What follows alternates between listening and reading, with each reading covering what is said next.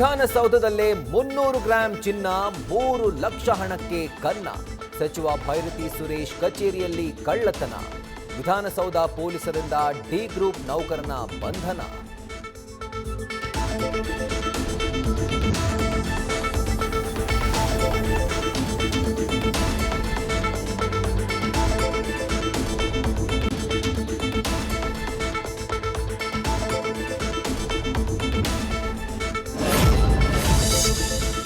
ಸಾಲ ಕೊಡಿಸುವ ನೆಪದಲ್ಲಿ ಹಲವು ಉದ್ಯಮಿಗಳಿಗೆ ವಂಚನೆ ಆರೋಪ.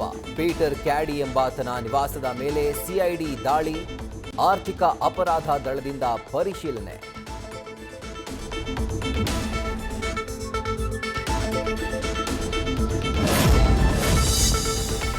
ಮಾಸ್ಕ್ ಹಾಕೊಂಡು ಬರ್ತಾರೆ, ಸ್ಕ್ಯಾನ್ ಮಾಡಿ ದುಡ್ಡು ಹಾಕದೆ ಜೂಟ್ ಹೇಳ್ತಾರೆ.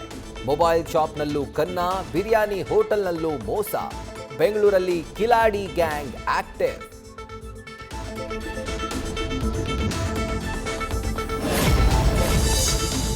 ಬೆಂಗಳೂರಿನಲ್ಲಿ ಡ್ರಗ್ಸ್ ಫ್ಯಾಕ್ಟರಿ ಪತ್ತೆ ನಂತರ ಪೊಲೀಸರು ಫುಲ್ ಅಲರ್ಟ್. ನಗರದಾದ್ಯಂತ ಆಂಟಿ ಡ್ರಗ್ಸ್ ಕ್ಯಾಂಪೇನ್ ಹೆಸರಲ್ಲಿ ಸ್ಪೆಷಲ್ ಡ್ರೈವ್. ಕೆಮಿಕಲ್ ಫ್ಯಾಕ್ಟರಿಗಳು, ಗೋಡೌನ್ಗಳು, ಮೆಡಿಕಲ್ ಸ್ಟೋರ್ಸ್ನಲ್ಲಿ ಪರಿಶೀಲನೆ.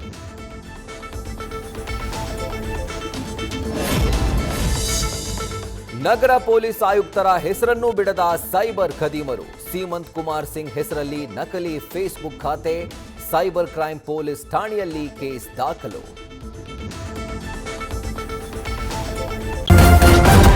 ನ್ಯೂಸ್ ಫಸ್ಟ್, ನಿರ್ಭೀತಿಯಿಂದ ನಿಮ್ಮ ಪರವಾಗಿ.